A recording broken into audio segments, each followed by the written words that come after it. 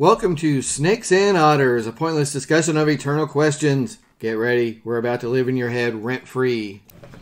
Welcome to episode 100. Woohoo! 100! I am Martin. And I'm Robert. And I'm Francis. So, listeners, this is episode 100, very special, the century mark. We're very excited about it. We're doing a little bit of a swap-a-roo. Normally this would be the pop culture spot, but we've slid that to next week for the 5th Friday, and we've moved the Hoopajoob forward 1 week so that we could do a fun episode 100. Hoopajoob! Hoopajoob, yeah. You know, although, given the cultural force that we are, we could very well have done our retrospective in the pop culture slot, now that I think about it. Oh, you are very wise, sir. Yes, you are correct. I like that a lot. Here's your $5. Okay, that's okay. Yes. Slip in a few shekels, would you? Yes. So, episode 100. I guess we better start a little bit at the beginning.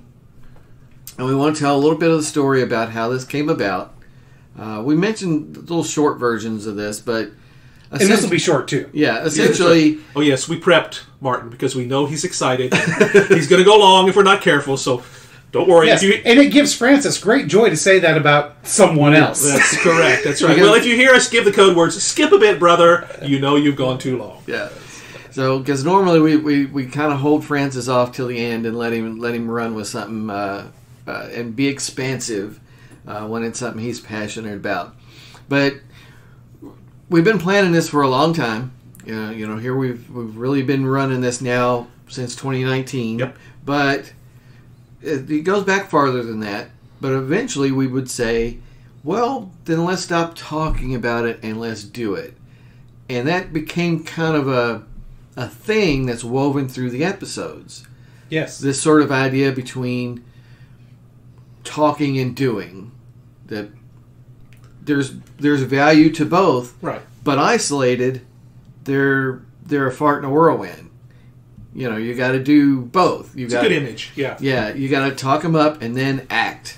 Yes. So we finally acted. I think we planned most of it out in a Kroger in Fern Creek. We did. We did. So the whole discussion really, though, did start over lunch. Well, the discussion prior to the initial, we're going to do this. Because we were we're having Chinese, which is one of our favorite kinds of that's our meals thing to have. do is Chinese food lunch. And we hadn't gotten together in a while, so we did, and we were having lunch, and that was it. It was just lunch that day for whatever reason. And we were talking about, as we have been so often want to do, man, we should record these things because these discussions that we have on the show are the same damn discussions we have when we're not on the show. Oh, yeah, and for years. Years. Oh, yeah. I mean, we would sit in restaurants having lunch and then we'd like look at our watch and say, well, we've been here like 2 hours, so I think we probably ought to let these folks have this table. That's right. Back and clean up after us. Here's a little extra tip. Well, yeah, when all three of us worked downtown, we would meet regularly there, and those were some of the best discussions. Of course, you know, it was limited because you only had a certain amount of time, but those were great, and that's kind of the genesis of this goes way back. Even before that, I mean, absolutely. You know, I mean, literally for 20, 30 years, we've been saying stuff like that. I mean, you know, these are the type of discussions we have. We get philosophical, we get deep, we talk. Now, granted, on the show we don't talk politics, but we would talk politics, we would talk religion, we would talk history, philosophy, religion always, sports. Pop culture. Yeah, pop religion culture always featured hugely. Yeah. Yes, because we kind of almost by default it's going to. Yeah, with us. but it would really be an exploration of what it meant to be faithful, and stuff like that. What it meant to be human too. Yeah, and again, you know, sit in China Inn for 2 hours, 2.5 hours. It's like, well, we better go because Penny needs the table back. Oh yes, those were the days. We love China Inn, yes. so may China Inn rest in peace. Yeah, that's right. But we got up from lunch. I think Francis had to run. I did. Yes, I did. And we were talking about what's it take, and I had already done some work on setting up some stuff, which I'm only intermittently doing episodes on some other stuff that I'm working on. But I already had a microphone. Yep. And already had done some of the initial tech stuff. Yeah, the exploring the hosting end of it a little bit. You had that set. So you and I started. I had to make a grocery run for the wife. I think pick up a couple of things. So we looked like a couple, and we went over to Kroger. So Robert and I walked through the Kroger and went, okay, well, we need to do this. We need to do this. What are we going to call it? And are we going to use our names, or are we going to come up with noms de pod? And I think going with the noms de pod turned out to be genius. Oh, I think so too. Because it worked out. It gives us personas that are kind of cool. Yeah. So Francis is, of course, Francis de Sales. Francis de Sales. Yes, the great Jesuit founder from the 15th century, remade the church with the idea of wisdom and intellectual and education. All those things were very important. Yeah, an intellectual exploration of the faith, kind of. Right. Yeah, exactly. How to bolster the faith through. It wasn't just that. It was like recognizing that education has its own value, and we are called to that. We are called to. Yeah, that's. Hey, we could go on a long time, but I'm not going to. And then Robert is from St. Robert Bellarmine, which was the obvious choice for me, because for a couple of reasons. He was the leading force of the counter Reformation. See, I always want to call it the rebellion. The counter rebellion. Yeah. But he was the leading intellectual force behind the Counter Reformation. He was an intellectual giant of his day. Yeah.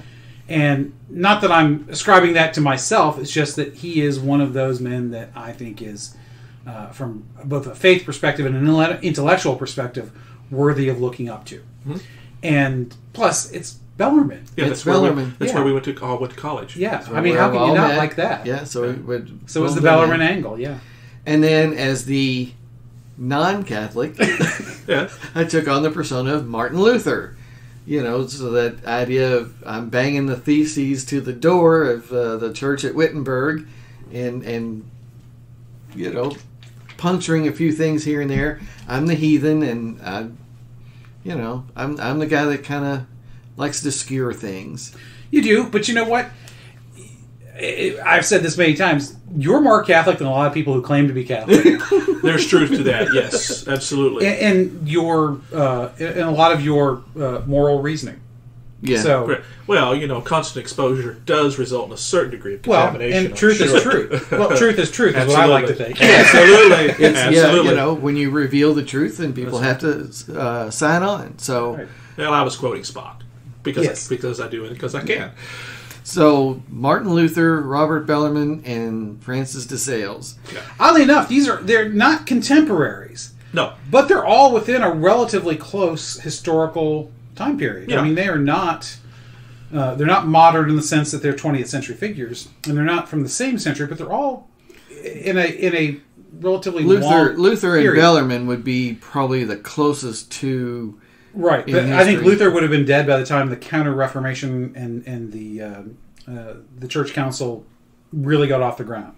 Right, but de Sales would be the after that. Yes, yeah, it's after that. Okay, and then the name Snakes and Otters. It's it kind of had to be that. Of course, that stems from Strength and Honor. Yes. As soon as we saw the 2001 film Gladiator, the Ridley Scott classic, I always call it. We adopted Strength and Honor all the time. Yeah. And it wasn't congratulatory. It was always sort of this admonition almost. Mm-hmm. Exhortation. Exhortation and to that's each the way other. it's used in the way we saw it used in the movie. Yeah. Yeah. It's meant as, may you have strength and honor. And may you act with strength. Go out and be this and do this. Yeah. Yeah. And it's woven through us now pretty solidly. Yes, and as Mrs. Robert likes for me to point out, she was the one who bastardized Strength and Honor into Snakes and Otters. Honestly, I remembered it as, maybe my daughter did have something to do with it. So I think in the past we have incorrectly attributed that to my daughter not being able to say Strength and Honor. Well, I've been spreading the gospel incorrectly. Well, and like I said, it's a fuzzy memory. It is 20 years ago. It is 20 years ago, but if my wife claims that, who am I to disagree? And who are we to disagree? And I want to also strongly express my admiration for Mrs. Robert. Yes. Because she is an expert at putting a pin in all three of us. Well, I think all of our wives are very good at that. Yes. Yeah, I guess certainly Mrs. Francis is an expert at such things. Yes. Yes, her rapier-like wit. Bing! It's done.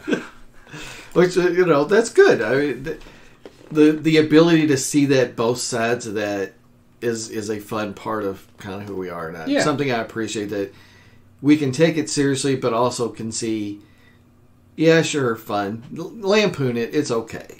We don't mind. And we certainly see that.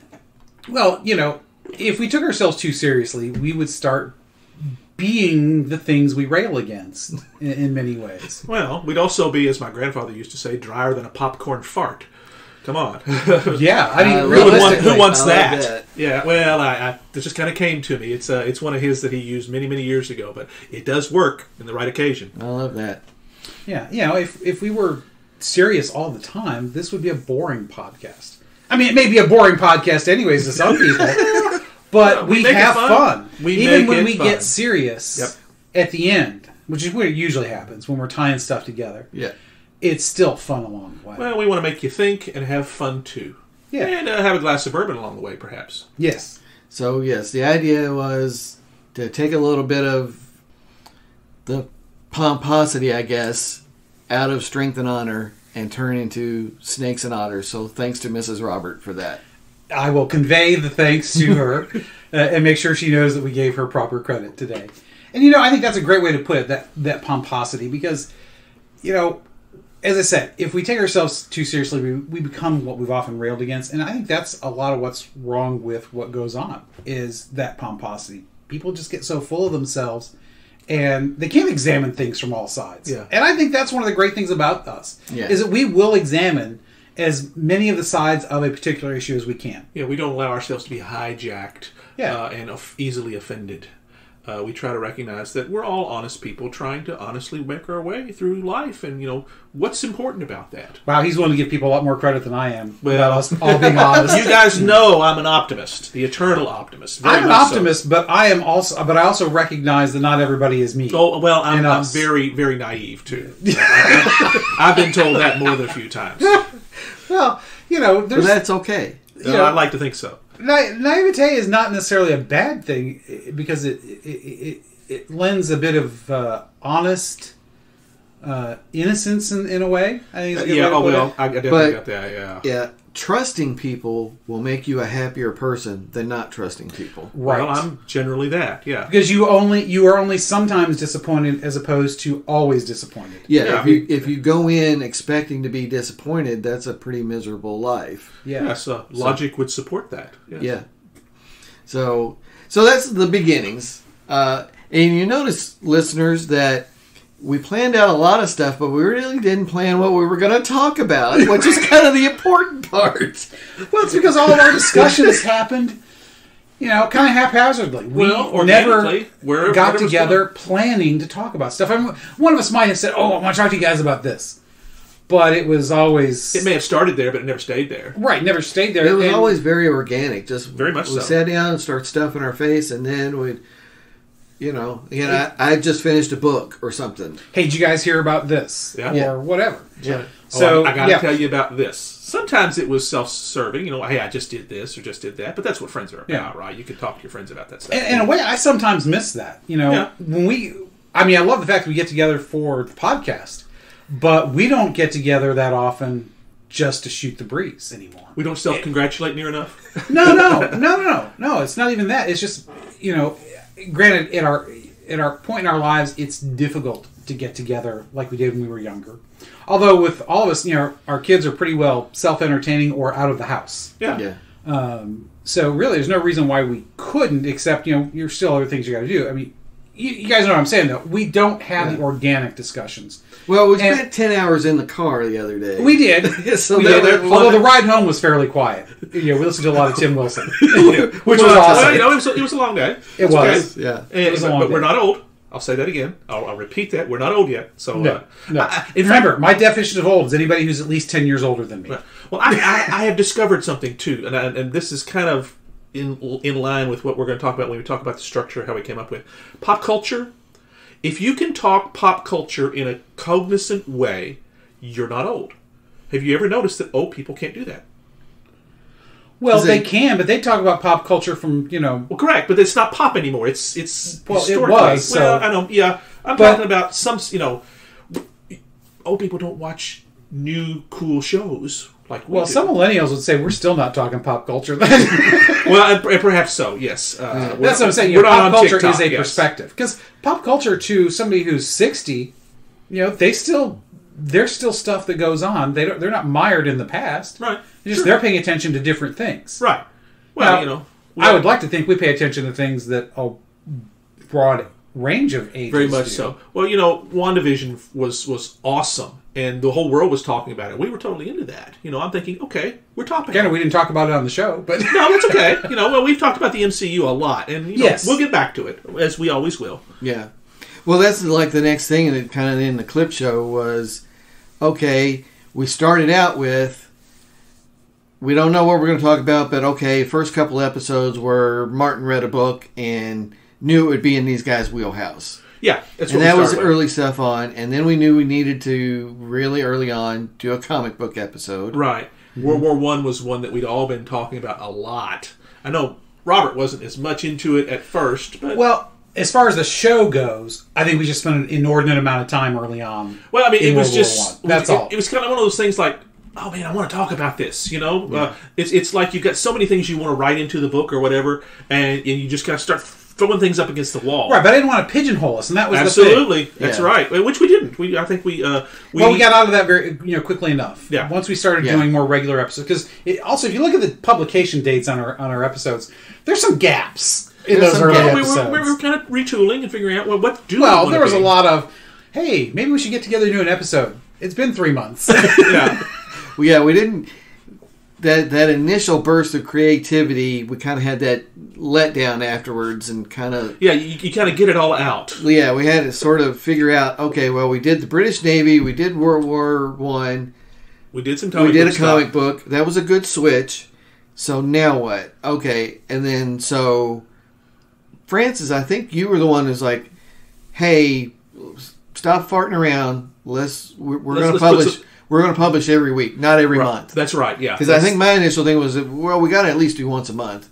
And you were like, no, we can do better. Right, yeah. It's got to be once a week, and then stop farting around and let's do that. Right, which requires planning. And yes. From there, that's when we realized, okay, if we're going to plan, then what's our structure? And that's when we realized, well, we've talked about pop culture. We've talked about history. Those are obvious ones. And I remember one of the things that really... and I read a book on Voltaire, and I was just thinking, Martin's going to love this, I know. So I told him, and I said, I'd like to talk about Voltaire. And you said, wow, that would make a great episode. And next thing you know, we've got philosophy in there, and that's when we started, that's right around the time we started doing weekly, and we realized, well, wait a minute, let's put all this stuff together, and then and that's when we started, putting those things together. We realized, well, wait a minute, if we're going to do once a week, let's make a monthly structure.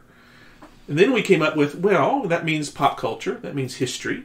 And philosophy and history kind of are a little bit together. We flip-flop back and forth on that. Well, also with our heroes. Yeah, exactly. And then we got to heroes thinking, well, we should talk about people, important people. And that's where they kind of started out as heroes. It's not going to stay that way all the time because we realize there's more interesting people than just the heroes. Right. People you ought to know about, people you ought to be aware of, people you ought to hate. Yeah, that's right, and that's how that's morphing over time. Yeah. We've got things planned. We got enough heroes for a while. Yeah, we realized that our heroes is a little self-limiting. Yeah, so there's only so many people, even that all three of us view as heroes, that we're going to exhaust that. But there's still a lot of interesting people out there. Right.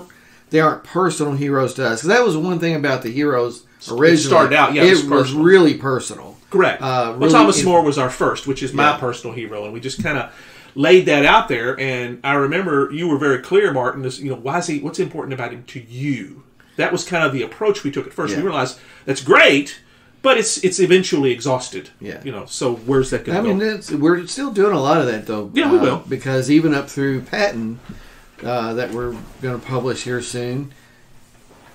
Well, I think that would even turn into really kind of a personal examination. Well, Well, that's also, though, there's heroes, which, as far as when I think of hero, I don't have a huge number of those. I would put hero. Yeah. And I'm holding my hand way up above my head so that for listeners to get the visual.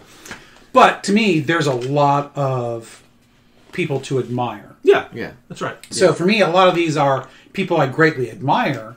Some of them are heroes, in that sense. Right. But I view hero, maybe that's because of all the years of reading comic books. Yeah. To be heroic is a much bigger thing. Yeah. It's a higher bar. Not having powers, but it's a much bigger concept in that respect. Yeah, I think one thing that comes through on the heroes though is each one has been, for one of the three of us, a personal exploration. Yes, absolutely. That somebody that we are seeking some kind of answer, and we're exploring that each one of these people we've talked about maybe has some part of that answer. Right. They're still human and flawed, and we explore that. We don't back away from that. But ultimately, there's something that they have that's worthy of emulating. To the craft, that's always a big one for us. Something that's out there. But it was, especially the early ones, were always something that was very influential in our outlooks, whether it's P.J. O'Rourke or John Milius or Moore or Michelangelo, Van Gogh. I mean, it was always this. They're great, but it's also a personal greatness to us. Yep. That answers questions that we're seeking in our lives. Well, it's kind of a leap of faith on our part too, by presuming that they're interesting to us, and if we do our craft well, they're going to be interesting to the audience as well. Yeah. Well, that's the thing. This is the hubris of everybody who gets on television, on radio, YouTube, or podcast. And the hubris is that what I have to say is going to be interesting to somebody else. Yeah. I mean, there's just no way around that. That's right. And like you said, if we're interested and we can talk about it in a way that isn't boring, then hopefully that'll be entertaining. Mm-hmm. That's kind of the whole point, is to open up and expand the minds of those who listen to us in at least some way. Mm-hmm. I mean, hopefully that's why you listen to things beyond just the pure entertainment stuff. We're entertainment, but we're not pure entertainment. No, not at all. That we've got an intellectual bite to us, and a cultural bite as well. A little bit of sarcastic bite, maybe. When we do it well, that's right. Yeah. So that was the early episodes, and listeners, I think you probably heard the way books wind through there. Yeah. So here in Studio F. Yeah. I'm looking second floor of the Baxter Building. Yeah, I'm looking at least 5 bookshelves worth of stuff. My bookshelves are full. Robert's bookshelves are all over his basement. Yeah. And full. And books are... Fully half of mine. Well, now I was going to say fully half, but I'd say it's probably... The largest portion are comic collections, reprints, stuff like that, or related art books. Then... the next biggest, as far as shelf space, is going to be my theology. Mm-hmm. Then the rest are my history and biographical, that sort of thing. Yeah. So, and actually, that's the smaller of my 3 sets. Yeah. Surprisingly. Yeah. So, and mine are sort of the reverse there. I'm one full one full bookcase of history stuff. One filling bookcase of biographies. Those are my 2 favorites. And then a smaller fiction shelf. But Francis here is a book on at least every king of England. King England, that's right. Well, from the conquest through Henry VII, the last Catholic king.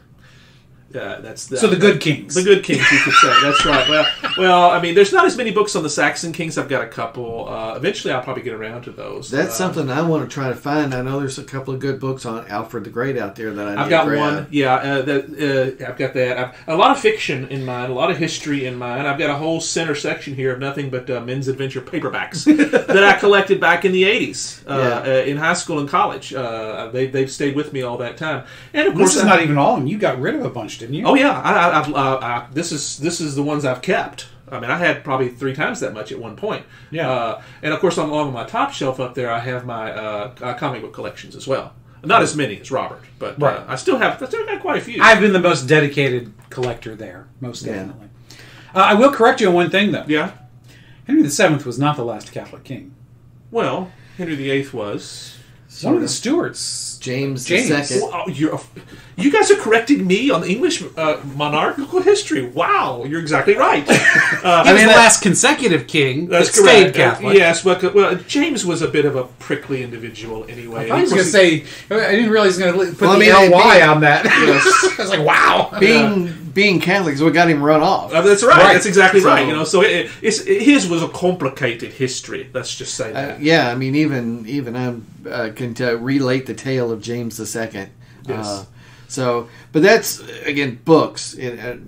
So many episodes, Voltaire or Monroe, or the World War I episodes, or the New American Century episodes. They're all prefaced on, well, Martin read this, or Francis read this, or Roberts read this, and the four Rome episodes were largely based around like Adrian Goldsworthy books. So books play a huge role. If you want a window into how we approach this and how we think, start with books. Yeah, start with books. Yeah, and that's our place, man.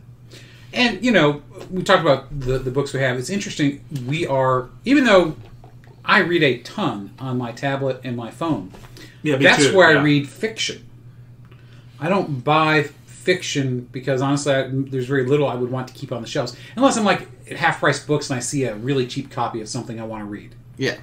But rarely do I buy physical fiction, mainly because that's the stuff I read, you know, in between places, or, you know, just when I truly want to. But for the heavy stuff, the intellectual stuff, I want physical books. You're right. I don't buy a physical copy unless it's going to go on that shelf, and it's meant to be displayed and read. Although most of these books over here, I'll be honest, I haven't read, but one day I will. You know, anybody who has a library of books only that they have read does not buy enough books. Well, that's right. Yeah. Or they got a hell of a lot of time on their hands. Well, that's true. Yes. I suppose that's something. Yeah. I keep a separate, just one shelf on the bookcase of to be read. That's when I buy stuff at half price books, so another shelf for half price books. That's where they go. It's on the to be read shelf. Yes, you're very CDO on your reading list. Yeah. You have a very selective. I'm not reading that yet because we will recommend stuff all the time. No, I'm reading this in this order, mind you. I've got a shelf like that, but I rarely get to it. Is my problem. Yeah. I'm whittling away at mine. I tell the guys, you know, I here over the last few years, I've stuck primarily with nonfiction.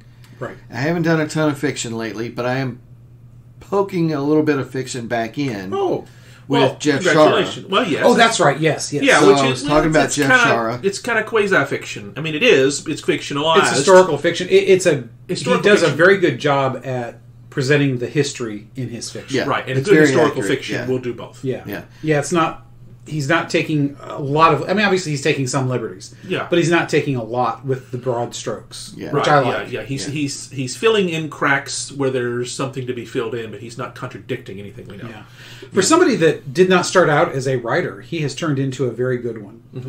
And it's turned fairly prolific as well. Yeah. I just finished The Frozen Hours, about the Chosin Reservoir battles in Korea.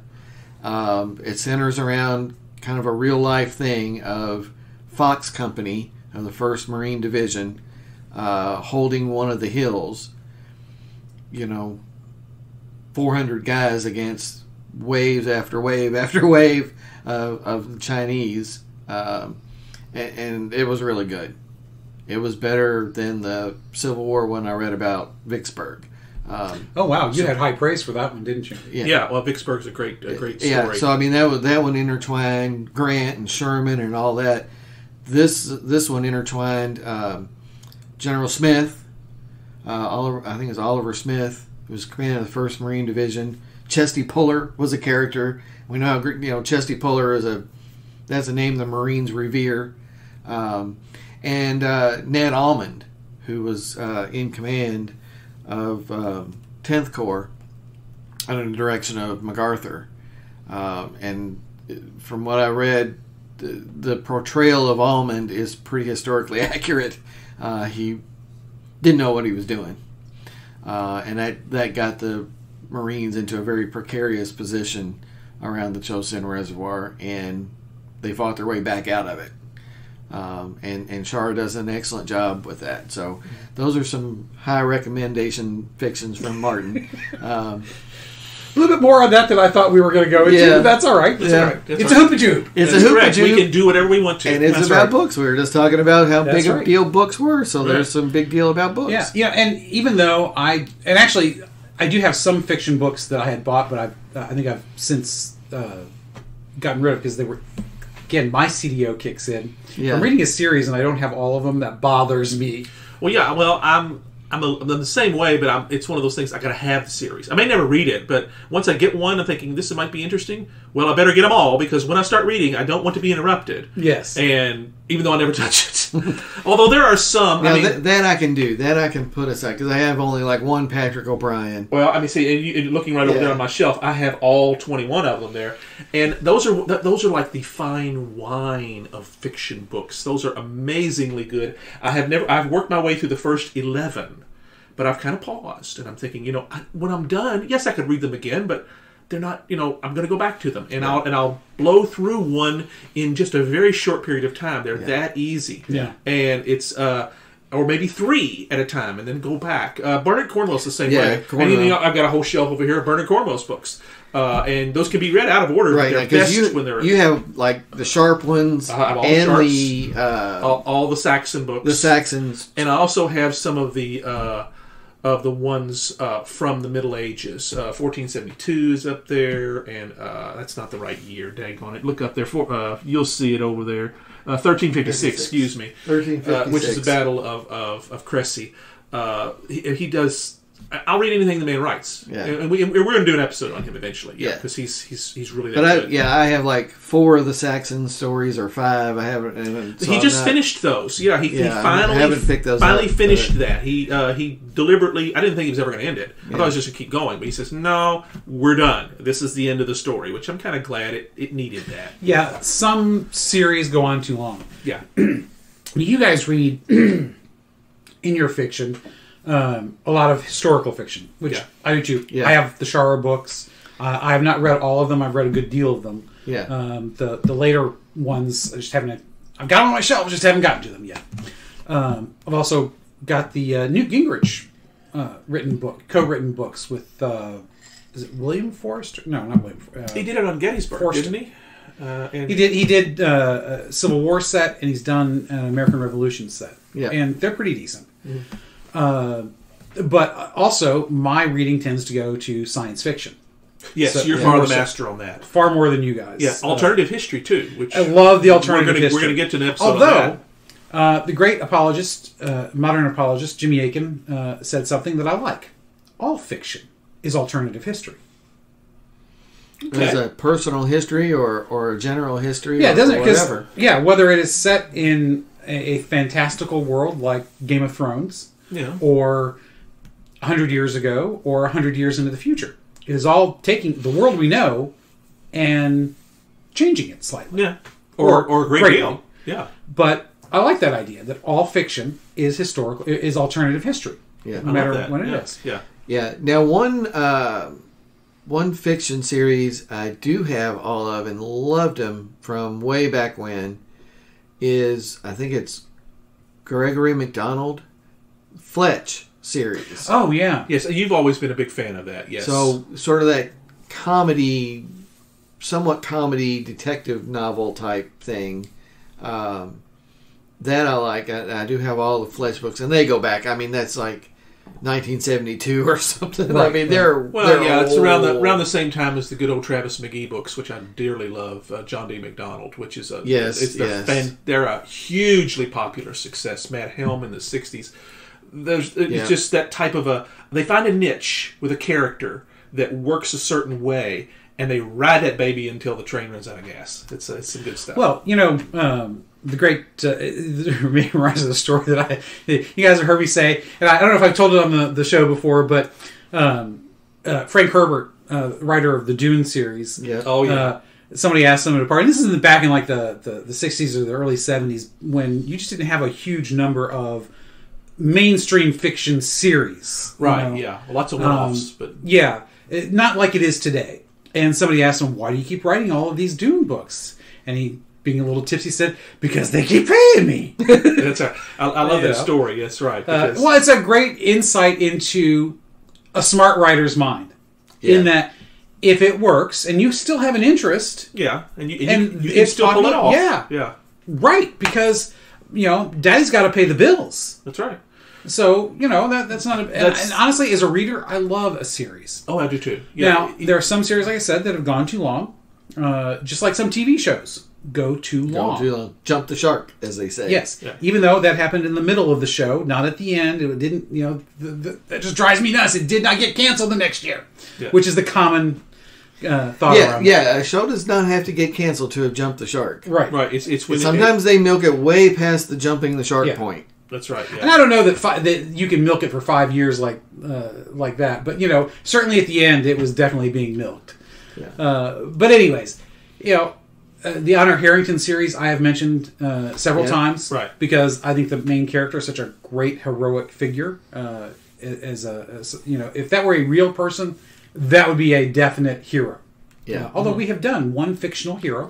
Just one. Yeah, just one. For now. It'll come back again, I'm sure. Yes. So, and not to get stuck in the books, but it's important to us. Yeah. If you want a window in what these discussions were like before we were recording them, that was it. Yeah. Because that's what we would do. We would sit down at Chinese Inn and start talking about, well, I read this and I read that. Well, that's the gasoline that fuels our discussion. Yeah. It's because, we're not just sitting around talking about, we're not very insular. And that's very important. We think outward all the time. That's why we think the podcast is a great idea, is because we're not just sitting around and popping off about our own opinions. We're not tinfoil hat wearers that think everything is just a certain way. We recognize there's a length, breadth, and depth of thought in this world, and that other people are amazingly fruitful in wisdom and knowledge, and we want some of that, and we want to transmit some of that to our readers. Yeah, as I quote Colonel Taylor, the astronaut. Yeah, we're seekers. We're seekers too. Yeah, we're seekers too. That's exactly right. That's always a big part of what I'm doing anyway. Very much so. That's a great quotation. I love that. We are the result, in many ways, of our Bellarmine education.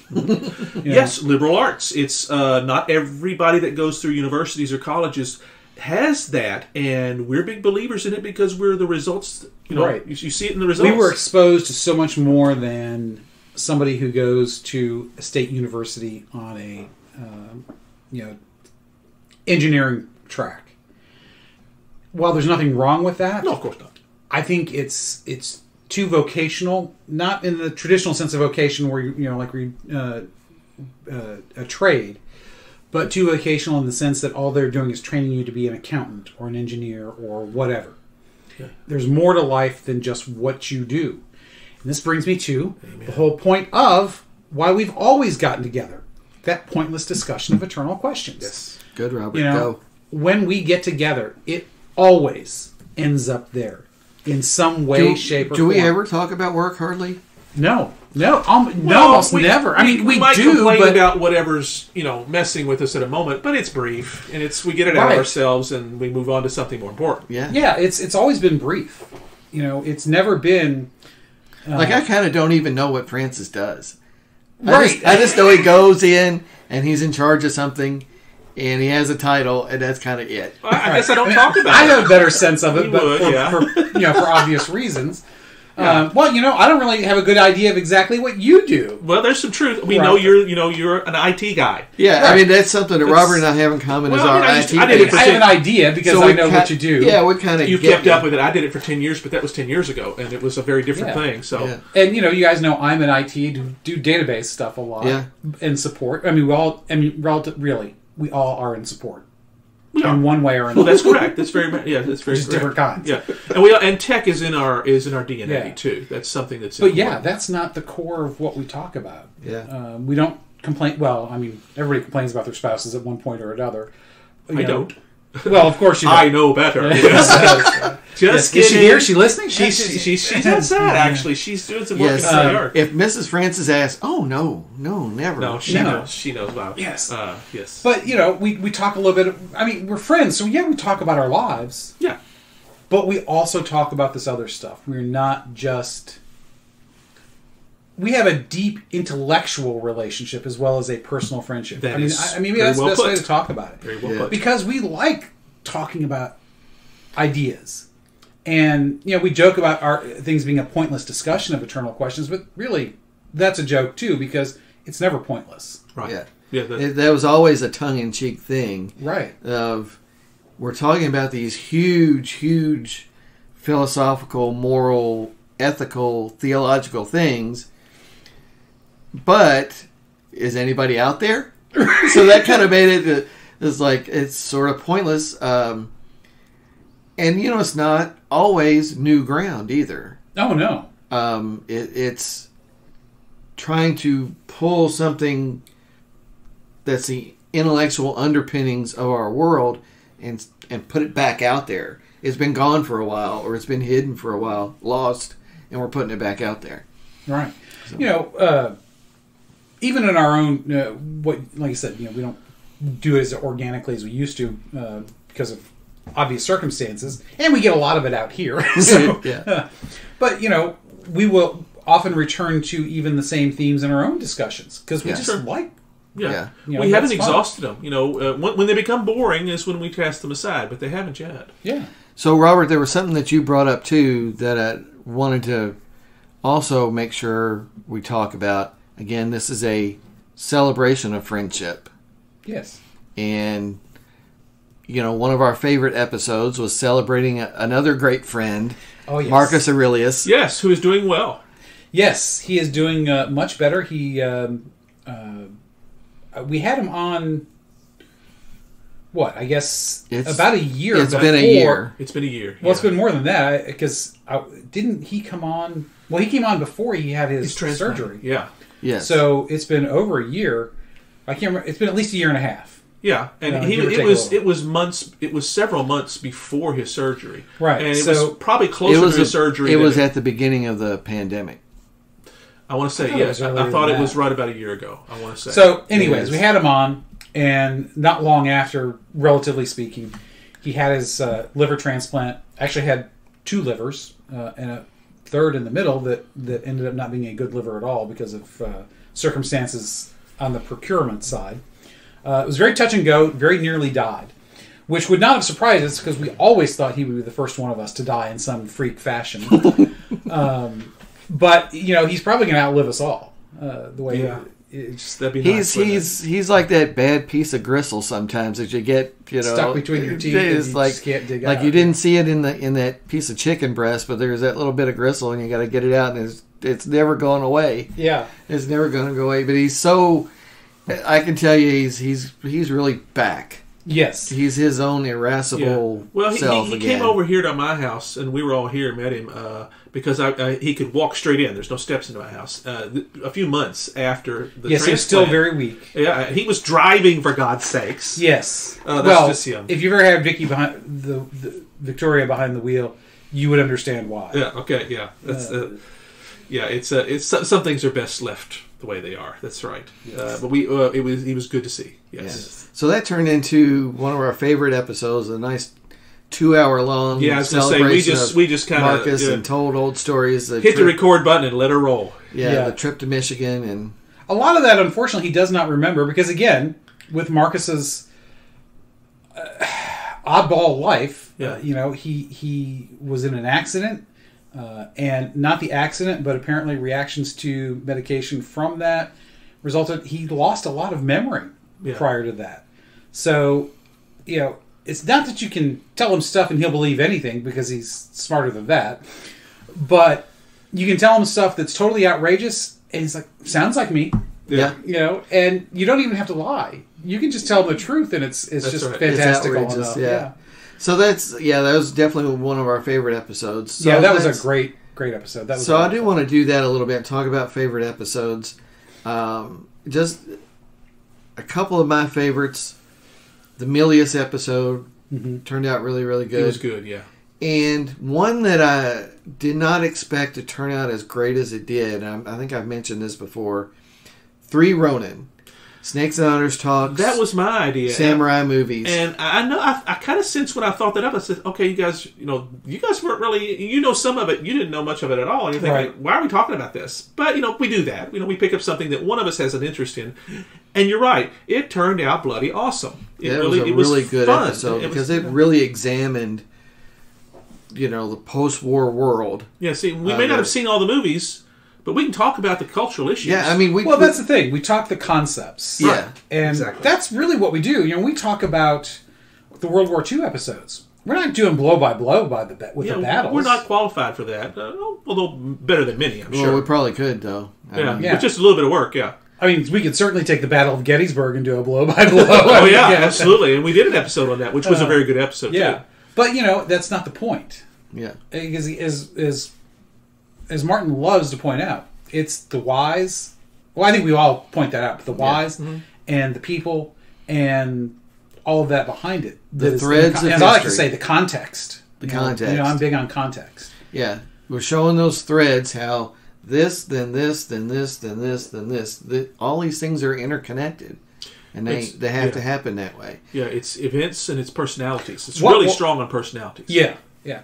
What was it about that episode, other than the fact that it turned out better than you thought? What was it that you liked so much about that, Martin? That we connected these movies that the Japanese pumped out like crazily. Yeah. This moment in cultural entertainment to like this revolution in international relationships that how did we go from we used nuclear weapons on these people to now this incredibly close relationship with this nation? Yeah.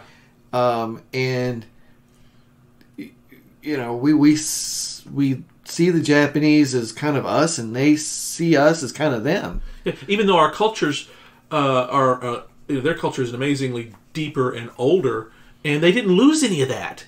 They didn't take any of that stuff away. They stayed who they were, and yet we're still the best. It's of friends. modified. Of course, that's right. But they added a lot of. But they added a lot of. That's right. Yeah. They didn't discard any of that. They added to that and realized, we can have it. We can have it all. Yeah, it's a thriving democracy, and this incredible culture, and turning out.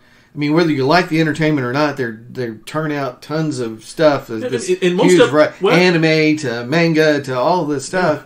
Yeah. And not only that, then we took those films and Western filmmakers turned them into Westerns. Yeah. European and American filmmakers turned them into Westerns. And it's the same story. Yeah. That's so amazing. Well, glad you mentioned that because we've talked about that aspect a lot. Even though almost everything we talk about has some historical basis, whether it's the code of honor, because we talk about quotes from people, our heroes, the history, the pop culture. It's all based in reality, but we talk about storytelling a lot. Yes, that's a very, very that is a huge thing because storytelling is what creates the culture. And that was, I think that comes through in a lot of what we do. And that one especially, I think. So, Robert, what about you? What are just a couple of your favorite episodes? Oh my gosh, so many. Because, I could go on because I love the Voltaire episode and all that stuff. So, I loved, and a lot of these are ones that, and I guess maybe because we have personal ties to, although that one was Francis's. Right, yeah. So,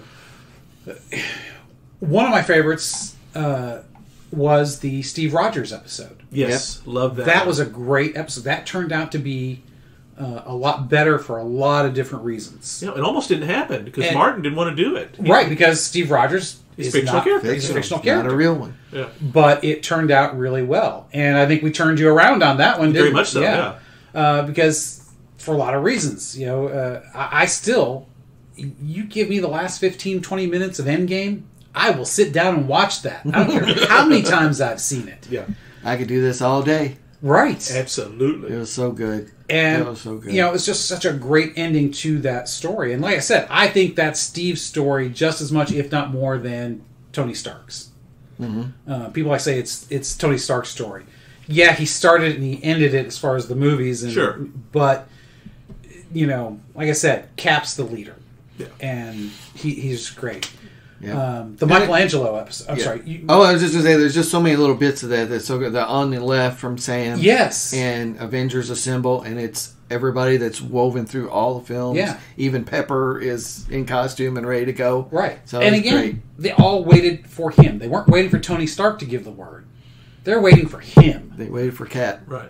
And that's just great. That's just great writing. That's great realization of what that character means. Yeah. So that just turned out to be a great episode. Go ahead. The Michelangelo episode was also another great one. For me personally, because we really explored that. We explored the meaning, and it's just, like I've said before, I think he's the greatest artist who ever lived. In similar vein, we talked about the Van Gogh, and that all of these ones that really just deeply personal. That was a very different really episode. It was that we'd never done art before, and it's kind of like, why shouldn't we have done this before? Because we say that a lot. By the time we get to something, we should have done this earlier. Well, we had a lot of stuff we're doing. Yeah, but it just we're talking about how art weaves its way through our lives in ways we don't even understand or recognize right off.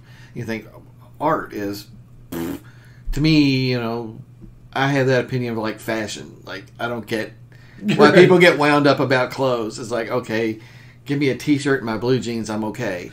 Right. So, well, clothes have a much more utilitarian function than art does. So Yeah. I understand that. I'm like you. It's like, That's right. So what if I had the same sweater for the last 10 years? It's still comfortable and it fits. So I never understand the whole getting wound up about fashion.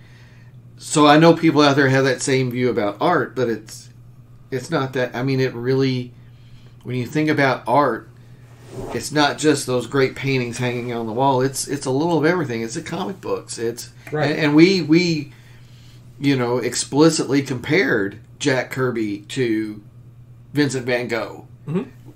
Right. And Robert, of course, made it work. Yeah, very good. Yeah. Well, and I'm probably the one who pointed this out in the episode somewhere in those two, but great art is just like, it ties in with the rest of the stuff we're talking about. It is storytelling. And so are books, so are movies. And it should make you think about eternal questions. Yeah. And, I think Michelangelo does that better than anybody else. Yeah. And there are so many others I could mention. I love the Code of Honors. Yeah. I think those are fantastic. The series we did on Rome was a fantastic series. Yeah, the series are something that I think that we haven't really talked much about in this episode, but that was kind of our thing. Like, some things are so big.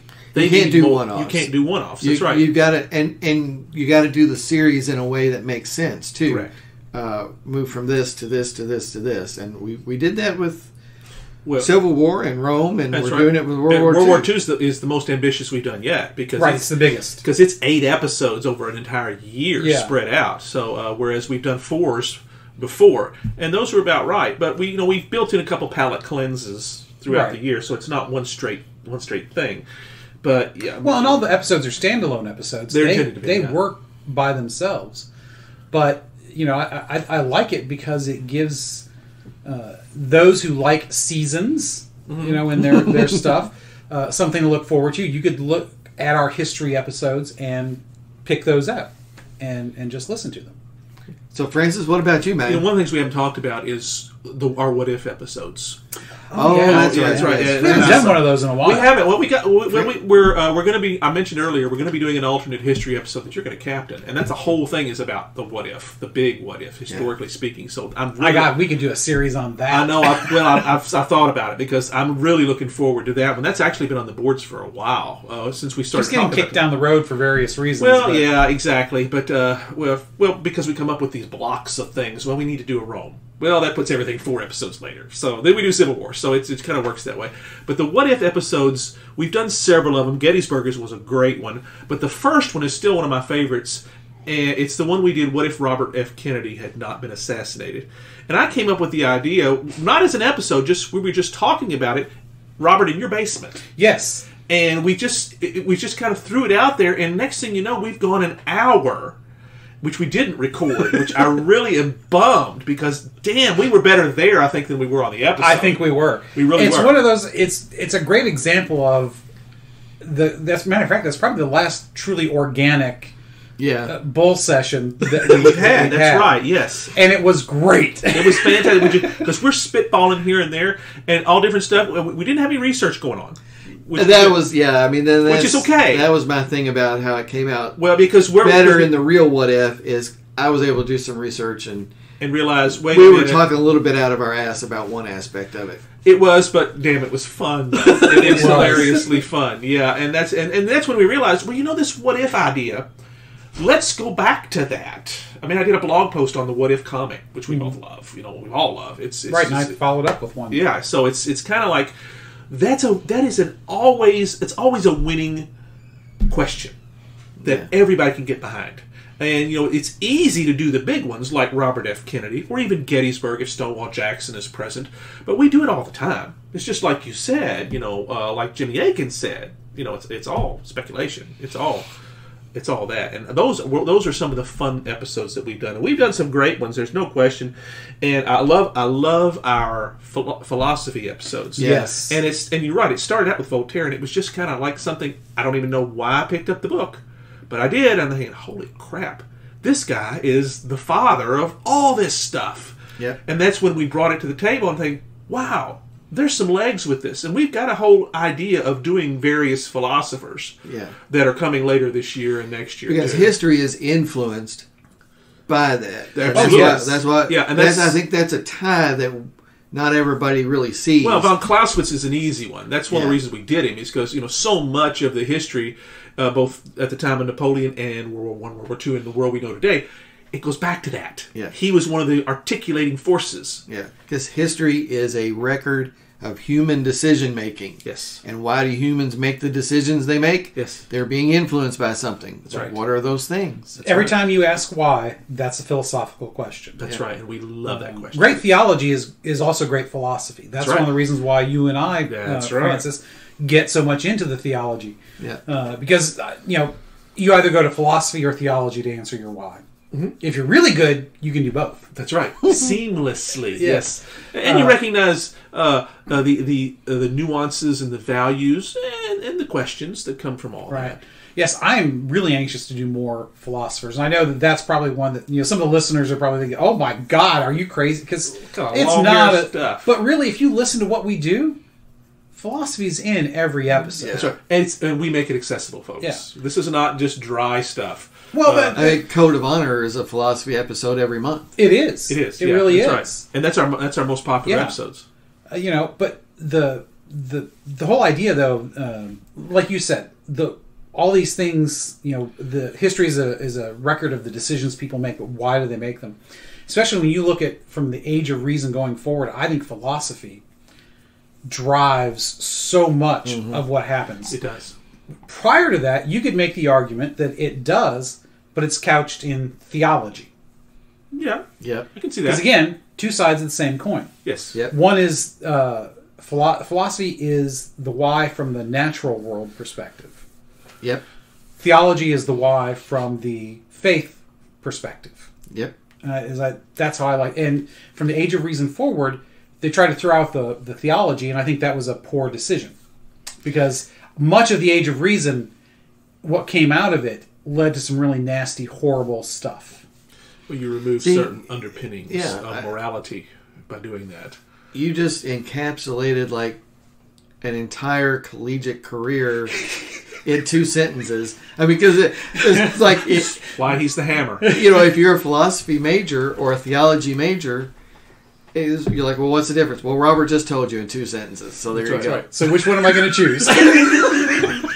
You did it. Yeah, Robertus Malleus, the hammer. That's something that I think is there for all 3 of us. Is take this big swirling cloud of stuff and squeeze it into these little bits and these small pieces.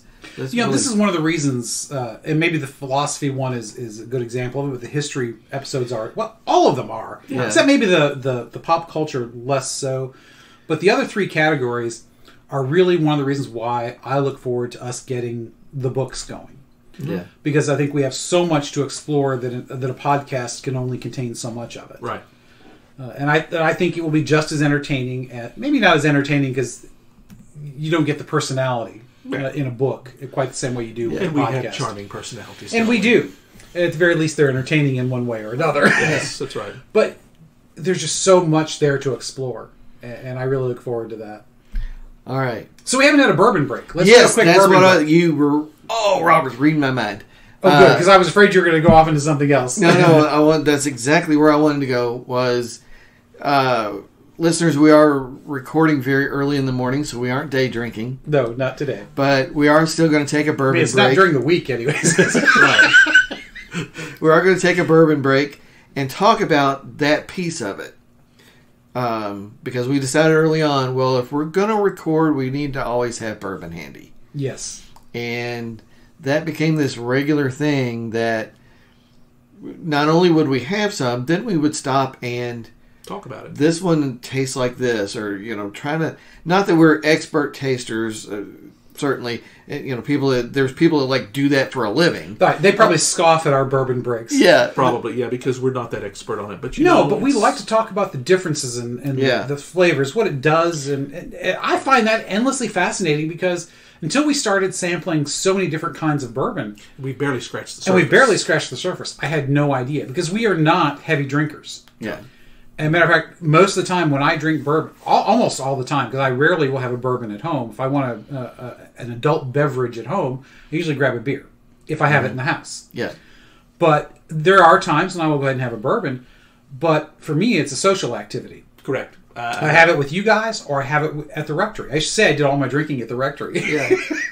Which is not entirely true, but yeah. But anyway, we pour a glass, and then we got to stop and talk about it, and we'll say, okay, this one I'm tasting some oak, and I'm tasting some chocolate, or it's a little sweet. The burn comes early, comes late. That's right. The maple taste. I like that. Different things like that. We were just beginning on this, and we're shallow at times too. We pick something because the bottle looks good. But the marketers love that because right. But as I pointed out, one of our episodes we recorded recently, an interesting bottle shows that they're taking what they're doing seriously. Yes, it does. Mm-hmm. If they are doing that, because that costs a little bit more to have those custom made, then I think they're probably putting a little bit more effort into the bourbon as well. Nobody's going to put a lower quality. Notice I don't say bad, because even a bad bourbon is still bourbon. That's right. Still bourbon. Even the lower quality bourbons. By that I mean those are aged less, fewer years. The $12 bottles versus the $30 bottles. Right. The mixing bourbons. Yeah. The kind you put out for your brother-in-laws. So exactly. Don't drink your good stuff. Yeah. Exactly. Even those. They're not going to put them into a necessarily a really interesting bottle, but when you see an interesting bottle, to me that says, "Hey, what are you doing there? Why are you trying to stand out to get noticed?" Mm-hmm. Because if you're noticed at first for the bottle, that's fine, but you got to have the follow up, and that's what I like. Yeah, so, and I find it interesting that Robert moved houses first. You've been in your place. It'll be 3 years. June 1st. Francis and I have both moved within the last year. That's right. Yeah. It's not even a year yet for me. Yours is coming up. Yeah, I mean, it's yours 2 months. Yours was June, mine was July. I mean, it's right at the same time. Yes, you have had the most stable living situation historically of the three of us. Yeah. Other than me moving from Michigan to Kentucky, you have moved the farthest. I did, yeah, for 2 years. That's right, and then moved back. Yeah, that was a long time ago, which we all I probably have moved the most often. Mm-hmm. But for a long time there, we were all pretty stable in the same place. I was at the house I just moved out of. We were there for 20 years. Right. I was in my place 14 years prior to this one. And I think interestingly, in moving, we all tried to make sure we were accommodating having a bar place. Yes. And the podcast. Well, that's very true. Like I went, okay, this space in front of the bar, I'm putting a table here, and this is where we're recording. Yeah. So, I'm building a recording studio in my finished basement, and Francis made sure that we were recording here in the Baxter building. Yeah. is a place where, okay, this area here is where the bottles are going to be. This is going to be the bar. Yeah. And so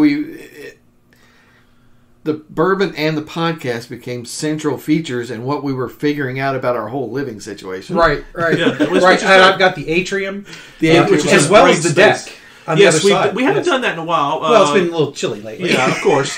I don't remember. Did we do it? We didn't do it during the pandemic. Because we were recording remotely during the summer. Right. So we haven't done it for almost 2 years. Right. So I'm sure in July, when we record in July for the August episodes, we will be back at my place. There you go. So back at I think assuming we are not too hot, we will try and record. If nothing else, maybe we can. If it's warm enough in the following, which will be in October. If we do it early enough in the month, we might be able to get away with it. It's enjoyable. I mean, you can't control the background noise. We get that, but that's okay. But it wasn't bad. That adds a little bit to it. In my opinion. It was fun. I love that the ones we recorded outdoors at Old Studio M included the 4th of July fireworks from my neighbors. Yeah, that's right. It was great. I was like, just keep on rolling. We just love it. There's fireworks. I mean, how does it get any better than that? You're producing something with fireworks in the background. It was for us. Right. Well, I think that lends a little bit to the kind of show we're doing. We don't take ourselves so seriously that we believe we have to have this dedicated studio and thousands of dollars of equipment. Yeah. Because there are guys that do that. Mm-hmm. Yeah. Which is fine if they want to put the money and effort into that. that. $90 and a mic, and that's about it. Right, and laptops that are our personal laptops. It's not like we have dedicated hardware except the mic. Yeah. So, our hosting card charges and domain names is ancillary. Yeah, stuff. that's relatively minor. Yeah. So, yeah, I think it all goes to it's like the bourbon started that way too, It's just part of who we are, and we're a little bit casual about it. And that's, I think, part of the fun. Put our content up against anybody else's. Right. As I said recently, I listened to one of the podcasts, or several of the podcasts of a group that, and I won't name them because I don't want to sound like I'm disparaging them, that we have long followed. Yeah. Their posts. And they're phenomenal characters. And I say that fondly. Very intellectual as well. Yes, intellectual characters that have a strong online presence and that we admire greatly. But their podcast, compared to ours, is not as good. Awful. No. I mean, not awful, but it's very much a looser, non-directed conversation. Yeah. And there's nothing wrong with that. But it gets boring. But it's not as I don't know. They're not pushing themselves. Right. Yes, that's a good way to put it. Yeah. And I think we're pushing ourselves here a little bit. Always be better. Always get better. We're always not stay fresh. We're not taking any time off, and we know we're going to have to map this out. And it's like, well, we got to have stuff to talk about, guys. Okay, well, then we're going to read books about this, and we're going to get prepped and do research on this, and this, and be ready for it. I get the sense that their podcast started out, because they're not all in the same city like we are. Yeah. As a way for them to get together and online record via the phone, however they're doing their recordings, and do their bull sessions in person, which is fine. That's right, because that's how this started. That's right. Yeah. We just decided let's take it a little differently. Right, go off in a slightly better direction. Let's leap a bit and push the bar. Well, higher. We want to make it palatable to a listener. We want listeners to enjoy it. I enjoy their conversations. Don't get me wrong, but it's not as tight as we are. Yeah. So. And we came to understand later that most podcasts have a niche. Yes. Well, I think we knew that. And that was you were more familiar with the medium than I was, and I didn't realize it was very niche driven. Yeah. And we're not in a niche. So maybe we're running against the tide, and that's okay. We like that. We like to run against the tide. Right. Standing athwart history, yelling stop kind of thing. Exactly. So maybe that doesn't make us as marketable as that classic true crime podcast, which I know are very popular. And I know or that the business comedians. info. What was it? the business one, like Coke versus Pepsi, Marvel versus DC. I can't remember the name of the podcast. Oh, I don't remember that one. Business Wars. That's what it is. Business Wars. And, of course, there's investing podcasts. There's all kinds of business and marketing and, personal development podcasts. Comedians, it's a good way for a comedian to stay out there without traveling or whatever. Right. So I know tons of comedians, Bill Burr, and everybody has podcasts, and that works. So we're doing something different. Running against the stream and trying to catch on. In a way, we are doing the monthly podcast. We're just doing 4 of them. Yeah. Well, always staying fresh, always staying current, and always having new content. That's what we do. Yeah. That's our thing. So, guys, that's nice kind of ribbon on it there. Yeah. That was a fun retrospective. That's right, yes. Kind of that here's who we are kind of thing. It's much better than Star Trek's clip show from the second season, Next Generation, yes, which we were aspiring to beat that, and I think we've done very well. Well, we talked about having some, do want to play some clips, but we don't need that. We don't need that. That's right. You can go listen to that. Yeah. The future. Yes. What does it hold? What are we doing next in the future? We've now morphed into also having a website, a blog. Yes. snakesnotters.com. Which I can't believe we didn't go ahead and do that sooner. But so and kudos to you guys for keeping the content going. I know I am the redheaded stepchild of content when it comes to the blog. And I keep telling you this, you're a very good writer. Absolutely. Thank you. You need to be on there. I know. Supplementing what we're doing because your writing is really good. Very much so. So get on there and do some stuff. But you see this whole other side because sometimes the content's tied to the episodes and sometimes it isn't and sometimes it shouldn't be but is. Sometimes Martin makes a really strained connection to it. But that's okay. There's nothing wrong with promoting past episodes. Yeah, on the we blog. do that. We do that regularly. Not all. I am less likely to do that. I admit, mainly because I am less likely to revisit content that we've already done. And just as a good example of this, I don't listen to all of the episodes after we've done them. Now, I made it a concerted effort because you guys kept talking about it. Around halfway through our run, I think I listened to the first 50 or 60 in a row, not like all in one sitting, but over the course of many weeks. And I'm about at that point, so I'm like a year ago now. I'm a year behind. It's how we keep getting better. That's why I listen to them. To make that was one of the things. Listening to them all in a row gave me notes. Mm-hmm. And before we did some recording at the old Studio M, we talked about those. Because they're more evident when you listen to them back to back. Yeah. And we all got markedly better after that session because we all talked about what we were doing that we needed to stop and things we needed to do instead. Mm-hmm. And so that was a good thing. Sure. But, for me, I'm just less likely to. But that's just me, Because, I don't have time to do the stuff I need to do now, much less spend it on stuff I've already done. Yeah. And so but that's just me. And I probably spend more time in the car than you guys. Not that I frequently travel for work, but occasionally I do have to travel for work. So that's one of my things. And you have commuted back and forth to work probably more than in the Francis last year. and I have. Yeah. And I don't commute at all. I will probably, as long as I'm at my current job, almost never commute back to the office. I don't anticipate ever going back to the office. Yeah. So my commute, it's 2 minutes from upstairs downstairs. Maybe a little longer than that as I stop to get a coffee. So yeah, but I have to do support in some other cities and take equipment out. Just finished a run to another city and listened to our newest episode.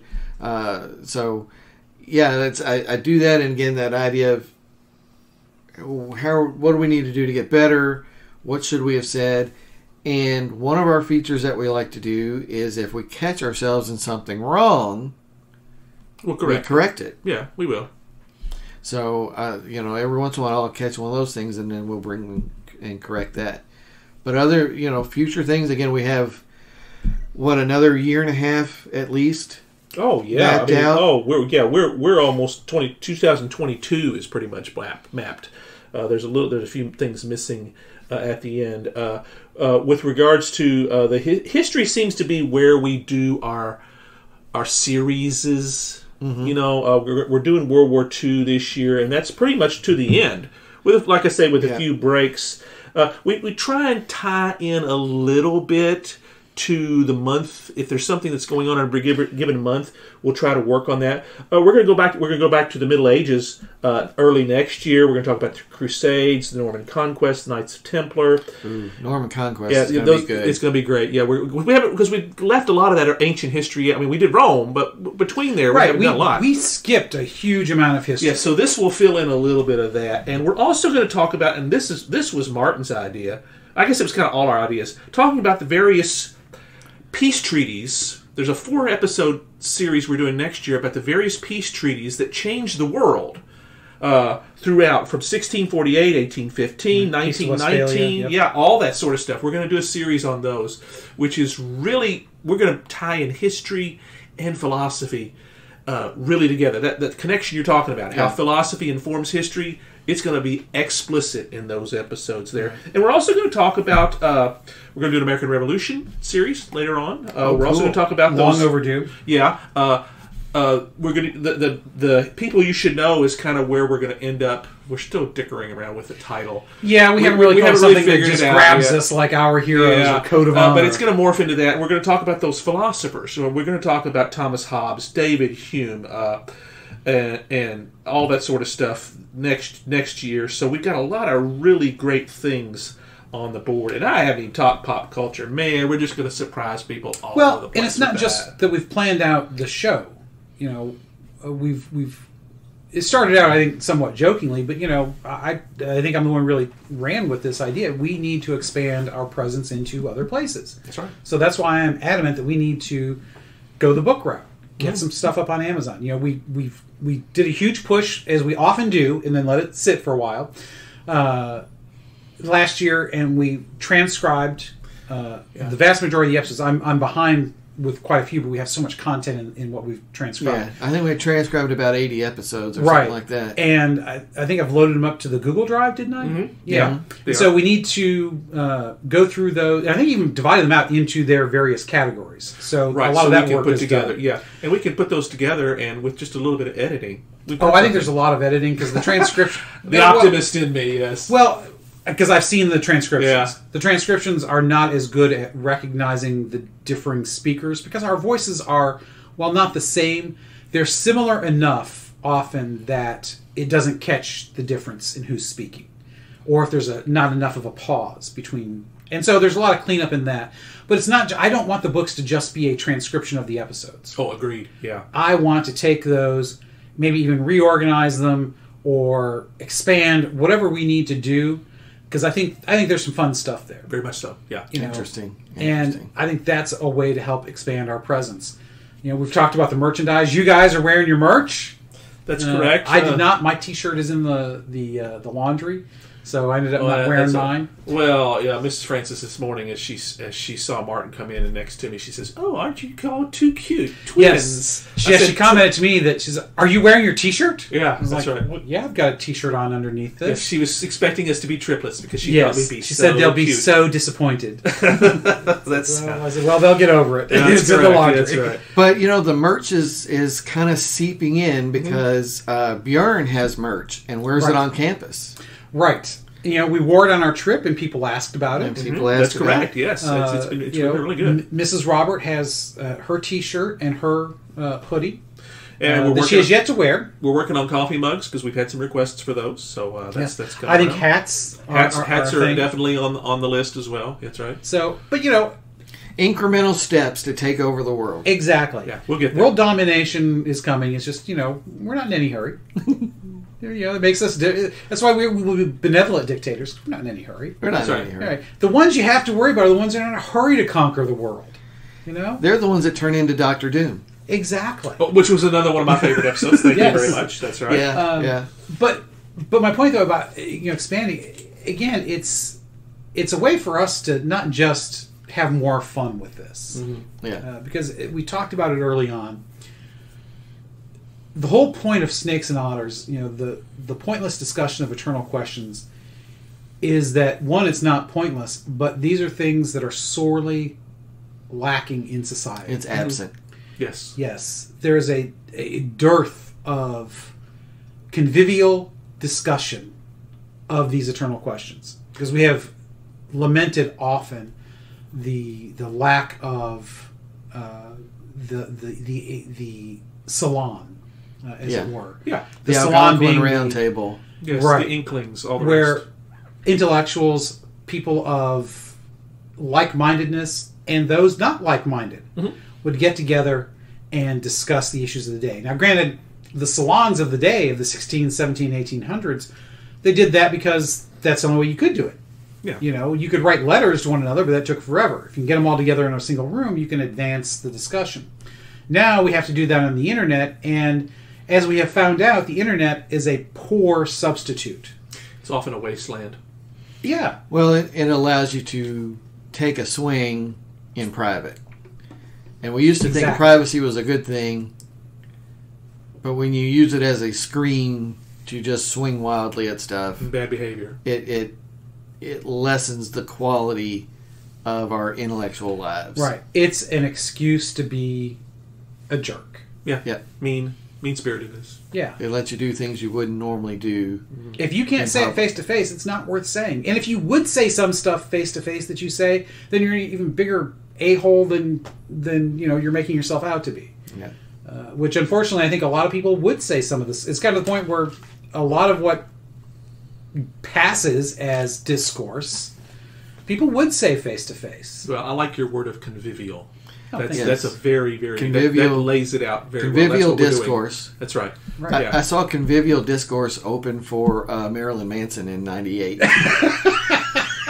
You use that all the time. We come up with some different ideas. What was it that you said That's to me? totally stolen from the internet. But there's lots of people that do that.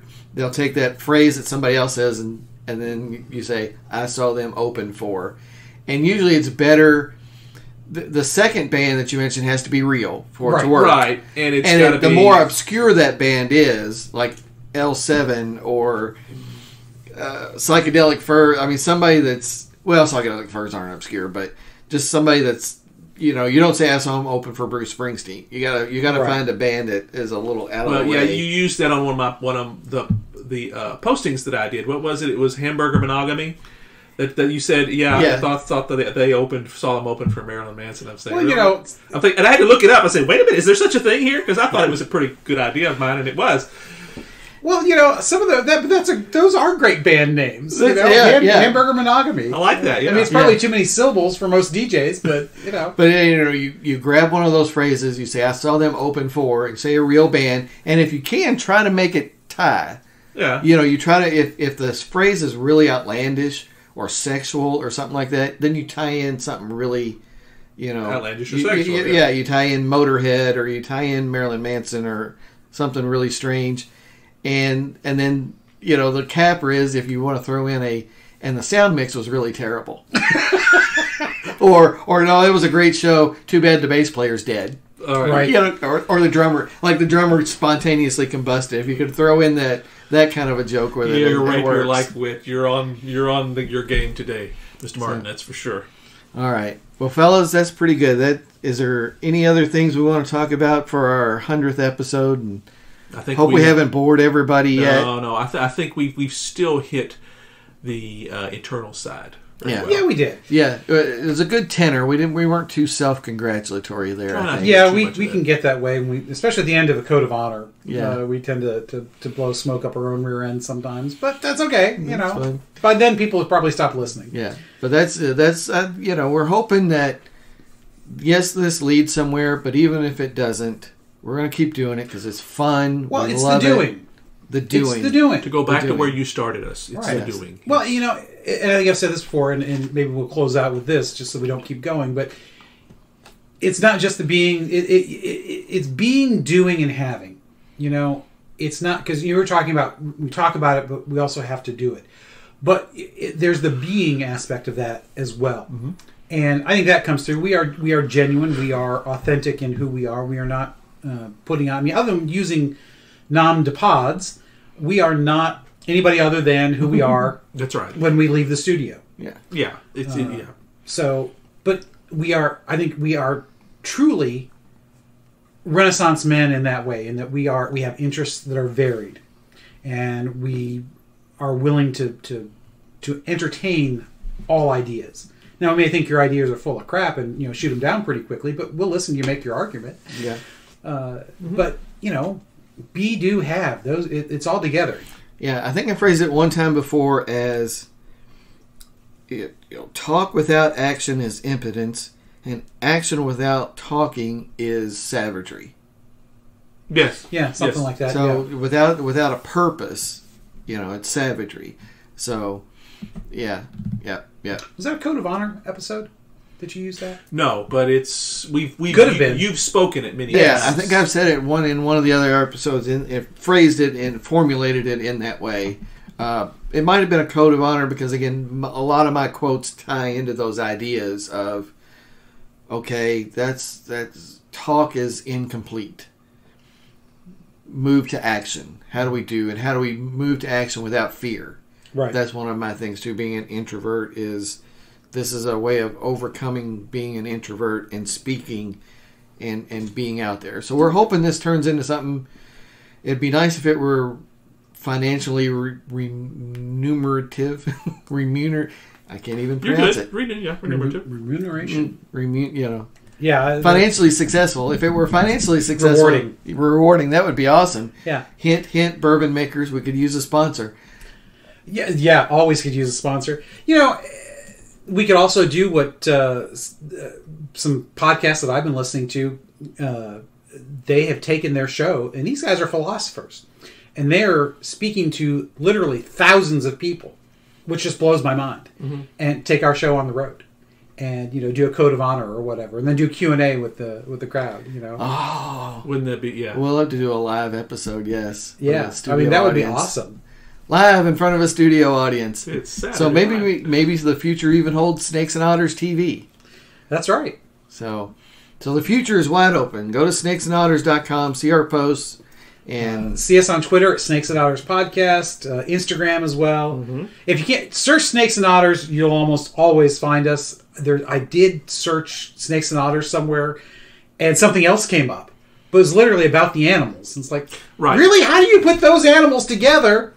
Without it being something like this. Yeah, here we thought we had something nobody else would have. Well, I think there was only one other thing, and they had one entry in it. So we're good then. Yeah, you'll find us. All right. So that was a good 90-minute ramble. Always like. Oh my gosh! I let the Hoopajoobs go a little longer. The fellas chastised me for that because I think a Hoopajoob can. Yeah, we want to try to keep it about 45 to 60, but Hoopajoobs I always let ramble. But Francis. Next time, buddy. Pop culture, something totally different, guys. And now for something completely different. That's exactly right. We normally talk, either movies or TV shows or and we got music coming up. We're going to talk about some of that. We've not done that yet. Or comics. Or comics, that's right. We're going to talk about actual local pop culture, the Derby. But it's still national. It's still national. It's international, actually. Yeah. It's well known, but it just so happens it's in our wheelhouse. That's Kentucky Derby, people, not Florida Derby or Epsom Derby. Yeah, that's right. Yeah, so not Derby over in across the pond or any of that sort of stuff like that. No, the Kentucky Derby. I mean, first Saturday in May. First Saturday in May. You figure, except last year for the pandemic, but we won't. We'll talk about that. Yes, next that was a horrible, horrible experience to not have Derby on Derby the first. Day. Yeah, but weird, it's right. We're going to talk all about that.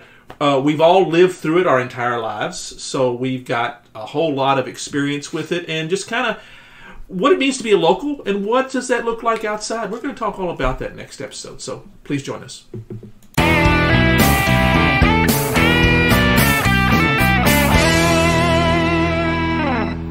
Hope you enjoyed another pointless discussion of eternal questions.